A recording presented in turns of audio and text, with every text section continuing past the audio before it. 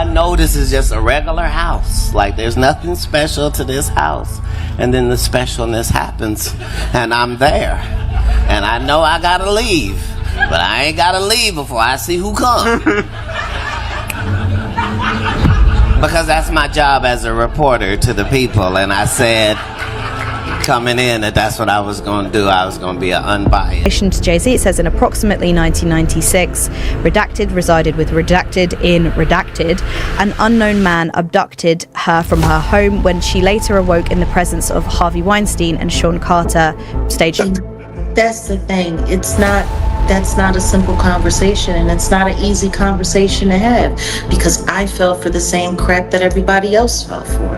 And when you are adjacent to, or traveling in the same circles as the person that's been selected to be this icon, because let's just be very clear. Katt Williams has long earned attention for saying what others avoid, repeatedly hinting that some of entertainment's most powerful figures were protected by a spotlight that wouldn't shine forever, even predicting that 2024 would bring exposure and accountability. At the time, critics dismissed it as another viral moment, but recent headlines placing Jay-Z in widely discussed documents have caused those past warnings to resurface with new intensity. Though it's essential to note that appearing in records does not equal guilt, and reports clarified the references stemmed from an old, unverified tip with incomplete recollections. Still, social media doesn't pause for legal precision. It moves on impact, fueled by clips, captions, and rapid-fire speculation. And once Jay-Z's name entered the broader narrative, platforms ignited, and especially with Pusha T mentioned alongside him, prompting online detectives to dissect timelines, revisit collaborations, and scrutinize business connections in an effort to understand how these prominent names converged in the same unfolding conversation. If you want to do the simplest part possible, you can find the Epstein files. If you got Google, you can find the Epstein files. Yeah, if you Google Jeffrey Epstein files DOJ, it will bring you up to a page. You have to be over 18 years old to look through. I would say, sensitive material in there, triggering material for a lot of people who may have been through similar things. So approach with caution. But what you get is a page where you can keyword search terms. Now, if you go in there and you keyword search Sean Carter, you will find the inclusion, which is the real name for Jay-Z, of Jay-Z in the Epstein files. Now, you've just covered how wide-ranging they are, Sean, but I'm going to read out what is in there when you search up Sean Carter, okay? So I'm going to read out what is in there, and it says date time received 7th of October 2019 at 8:20 in the morning.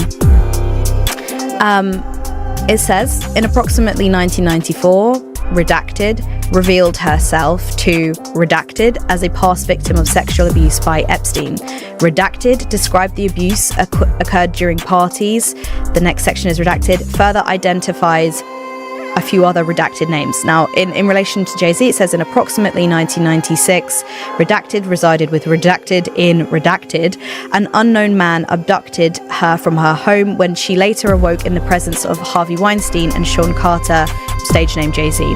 While Weinstein had inserted his fingers into redacted, redacted believed she was in Epstein's mansion in Florida. So that is the specific reference to Jay-Z. As the pressure mounted and online chatter grew louder, Jaguar Wright stepped back into the spotlight, reinforcing her long-held stance that she witnessed unsettling dynamics within the music industry's inner circles, and she wasted no time revisiting past concerns once Jay-Z began trending.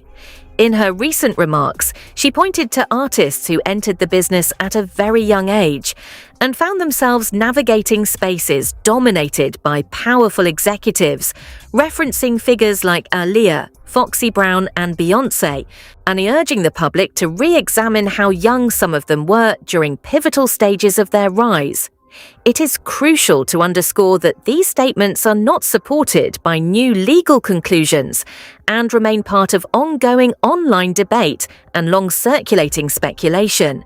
Yet once those connections were voiced publicly, social platforms reacted with full force.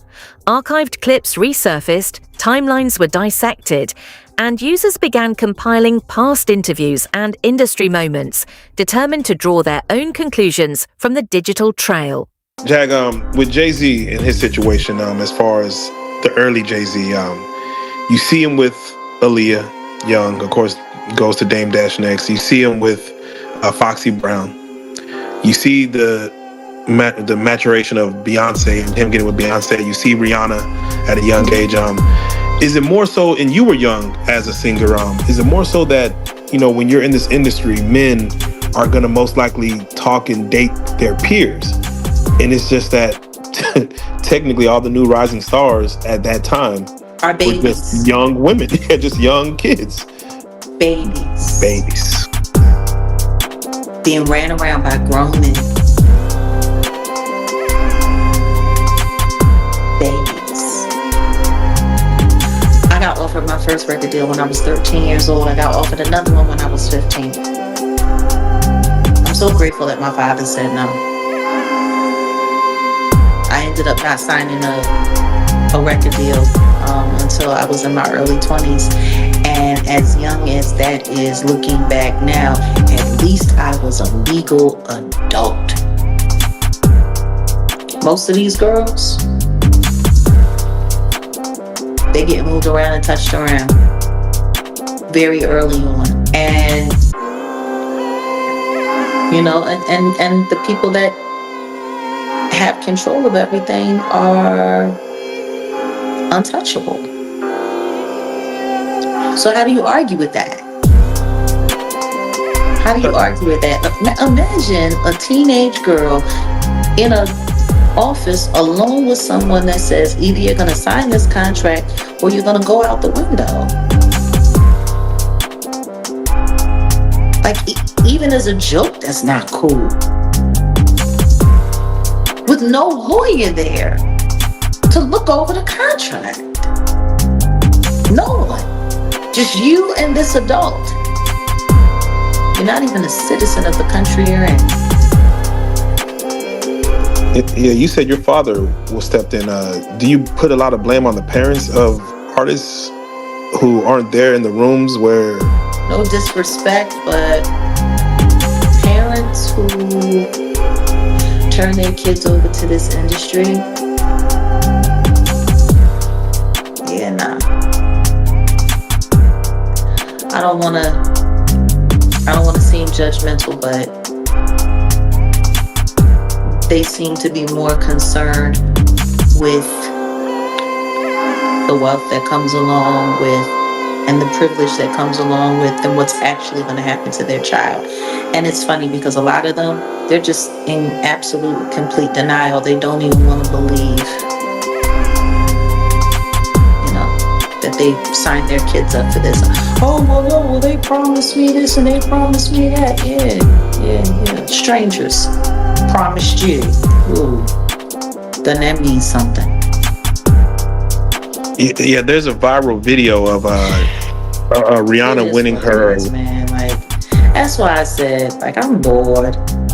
I'm so bored. I'm so bored with people pretending to be shocked and outraged. I'm so tired of people calling people like me a liar. What makes this moment feel especially volatile is how closely it mirrors a prior chapter. During an earlier legal dispute tied to Diddy, Jay-Z found his name circulating through public conversation, first met with silence, then amplified by relentless online speculation, until attorneys stepped in and the surge gradually cooled. That history now shapes how observers are reading the current wave, with some predicting a similar pattern, measured statements delivered behind closed doors while the public storm burns itself out. Yet others insist the atmosphere has shifted, arguing that today's digital arena is far more skeptical, far more confrontational, and far less willing to move on without deeper scrutiny, making this chapter feel heavier, sharper, and far less predictable than before. But hey, that's what it is. You know, there was a video I of. just sit back and say, how eliminated. There was a video of Rihanna winning an award, and she was thanking her parents. And Jay-Z, you know, he stepped in and, you know, said, nah, you know, she means to thank me. And he was being very overly aggressive. And you look at Rihanna's age at that time, you look at him, how much does power and influence, even for you, you were backstage, you know, saw him cry, unplugged. How much does power and influence come to those? I was also a grown woman and I was pregnant and married. She was a kid. She was a kid. Yeah, I remember that. No, you need to thank me. That's kind of ballsy, isn't it? When you look back at it,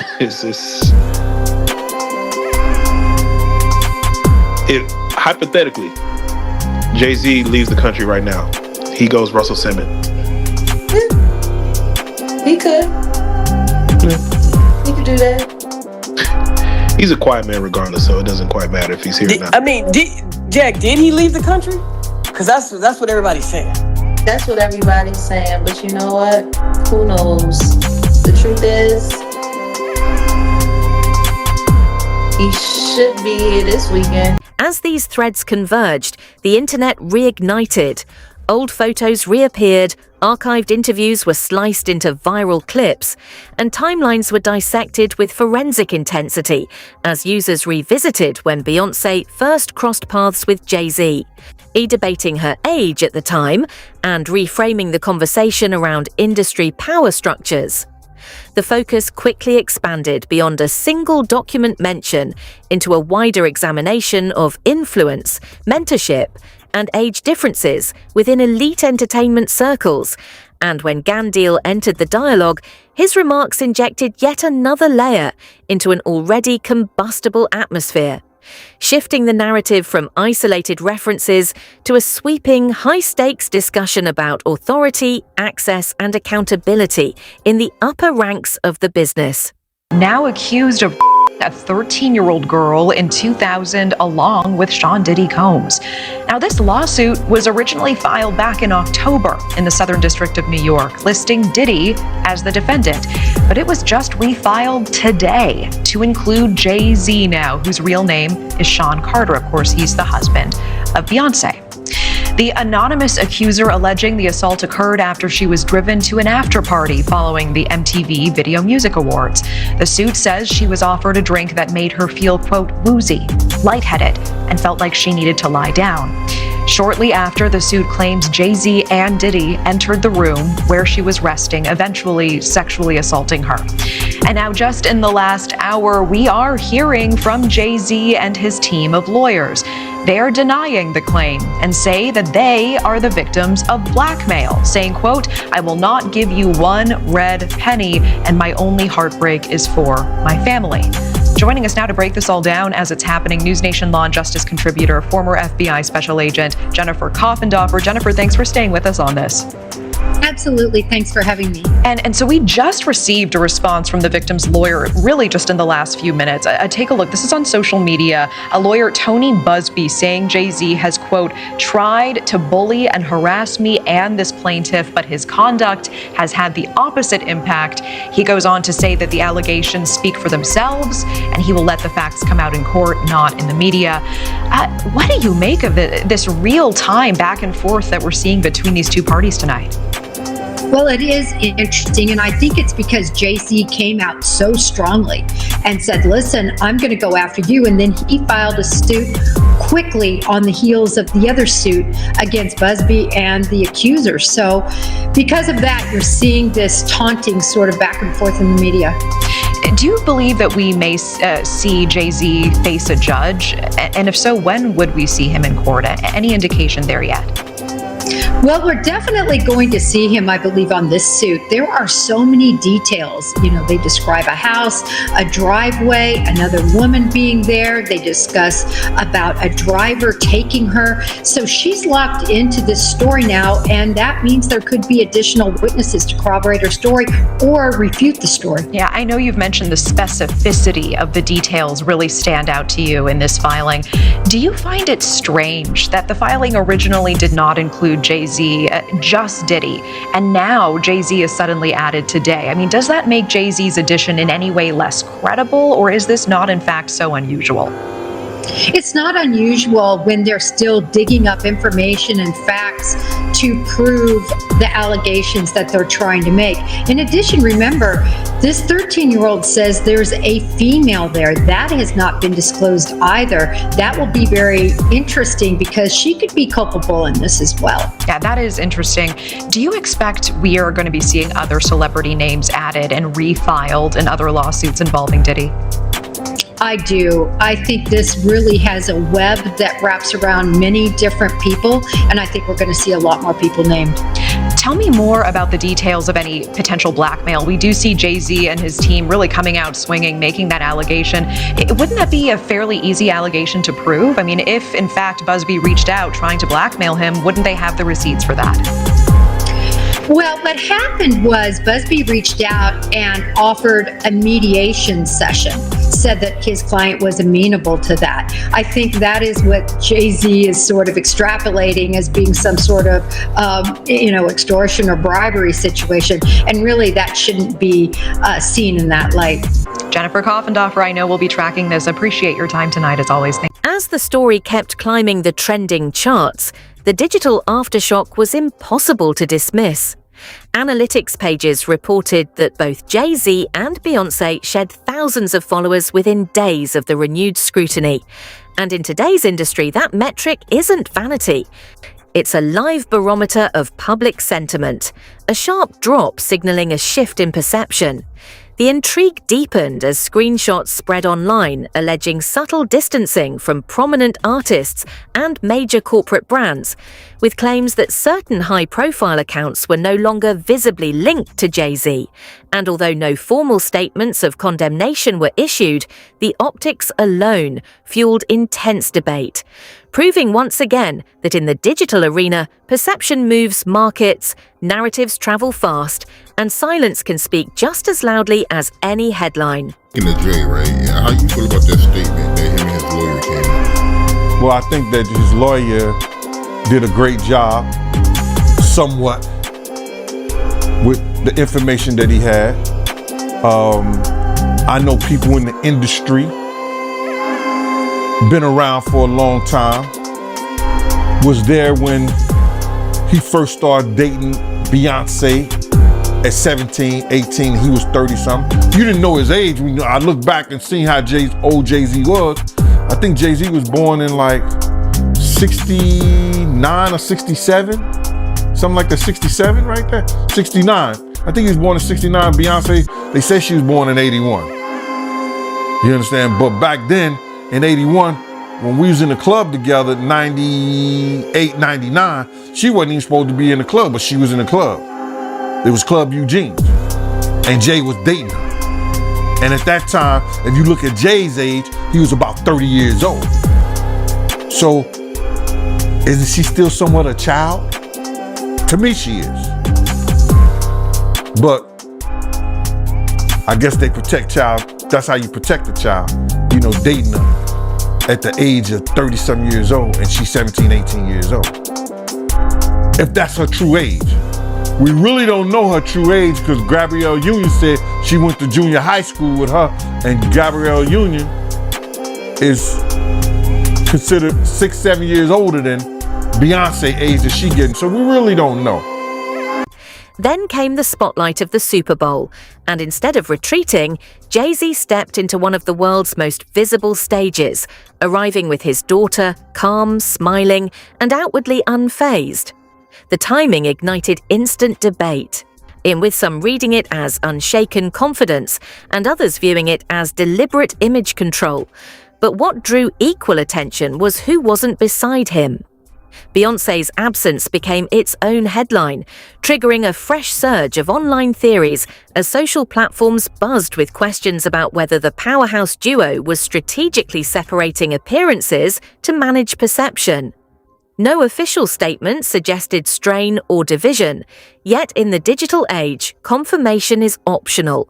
Narratives form at lightning speed, and speculation often races ahead of verified fact. Several different sites. According to Social Blade, Beyoncé's actually been losing followers consistently for over a year now. In the past 30 days alone, she's lost around 300,000 followers. Definitely nowhere near 10 million like I've been reading online. And according to another Instagram analytics site, they have it that she has lost about 200K. Now, something that is weird though is whenever you go to look up Jay-Z on any of these sites to look up the stats of his Instagram, it just says that his account doesn't exist, or like the user doesn't exist. So I don't know what's going on there. But there have also been people that have been throwing around a screenshot saying that he's dipped below even 1 million followers. Like I kept seeing this screenshot go around. But the craziest part is that all of these screenshots of them losing followers following the Epstein files mention are actually from 2024, from when Diddy was arrested. Back then, someone posted on Threads saying both Beyonce and Jay-Z losing around 4 million followers on Instagram in 3 days following Diddy's arrest. Oh, this is bad. And you can see like these are the screenshots that we are seeing go around right now, except they're from 2024. Under this thread, someone had also said he's at 302K now. So though not wrong, many viewers were stunned to see Jay-Z so visible while controversy swirled and reactions split fast.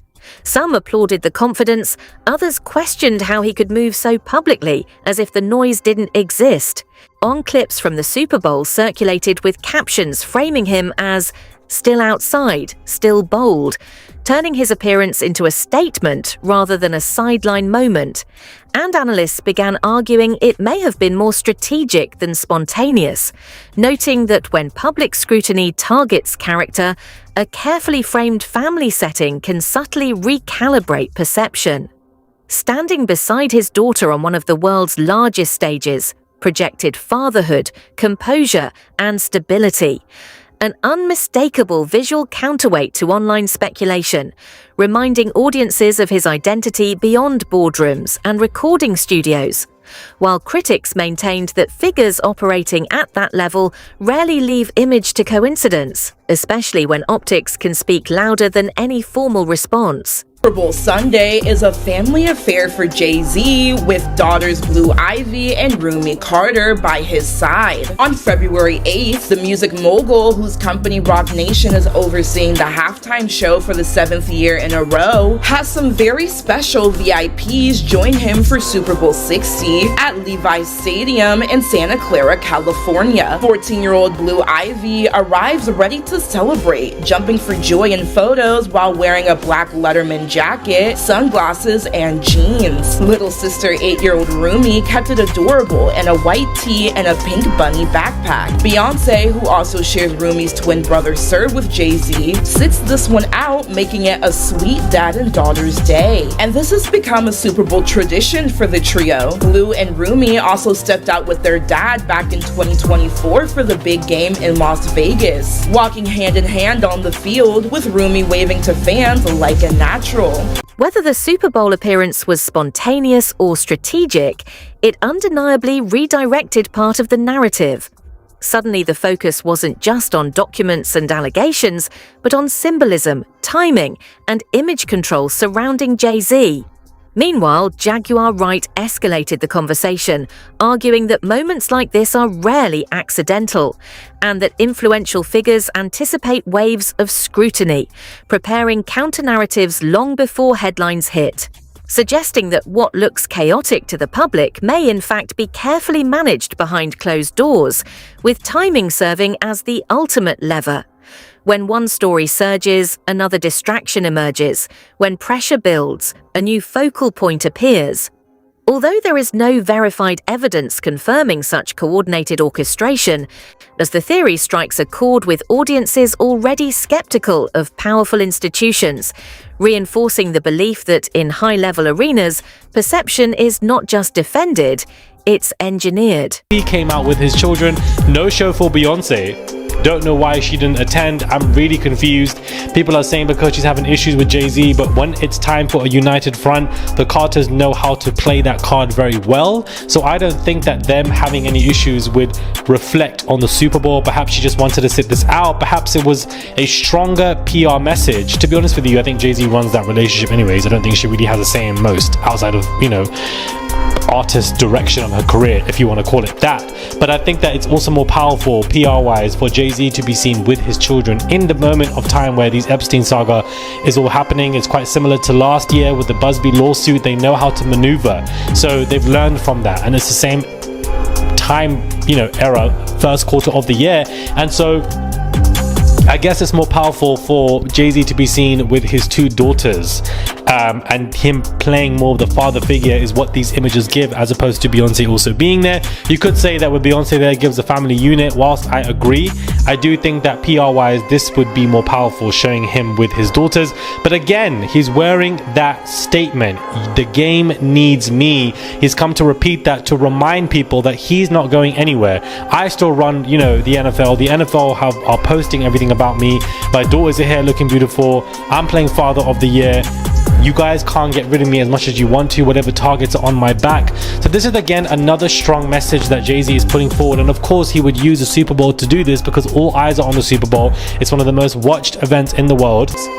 Well, first of all, where did your issue, if you don't mind just being candid with us, where did your issues arise with Jay-Z after the MTV Unplugged performance? Take us through that history, if you don't mind, as far as where did it go left? That's the thing. That's not a simple conversation, and it's not an easy conversation to have, because I fell for the same crap that everybody else fell for. And when you are adjacent to, or, you know, traveling in the same circles as the person that's been selected to be this icon, because let's just be very clear, he was selected just like Diddy was selected. Question is by who? Now, for many years I minded my business about a lot of things, but a lot of things came to me. I heard a lot of things. You gotta remember, this was back when I was still trying to be amicable with the industry so that I could have my career, so that I could have my life, right? Everything that I worked for, everything that I sacrificed. Up until, what?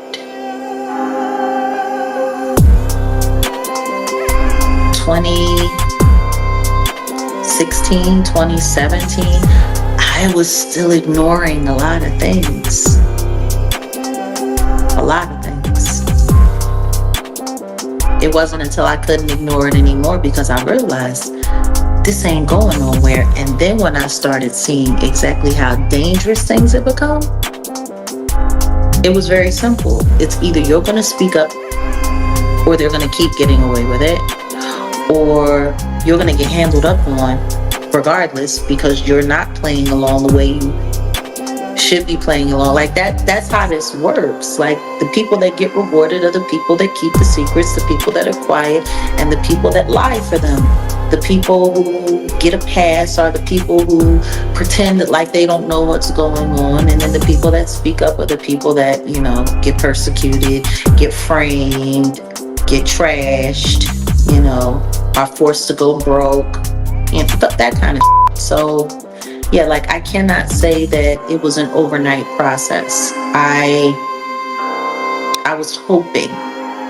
See, I was always so quick to just blame, you know, all of the harm and just the terrible in the industry on Diddy. I wasn't really willing to accept the fact that they were working together, which is why I find it so funny that people, you know, really just didn't call bullshit a little bit louder when Alex Spiro came forward talking about they were never friends. they were never close, they were never this, they were never that. You know, I wonder when Spiro's gonna come forward and do another PowerPoint breakup to say that Jay-Z was never friends with Harvey Weinstein, now that all of the videos of him calling Jay-Z his friend and sticking up for him. Like, that's what I'm saying. I wish I could say that there was a specific thing that happened. So what's your take? Are we witnessing the internet stitching together fragments that don't quite form a full picture? Or could this be the opening chapter of a deeper industry shift? Drop your perspective in the comments and join the conversation. If you value sharp breakdowns and unfiltered analysis, make sure to subscribe so you don't miss what's next.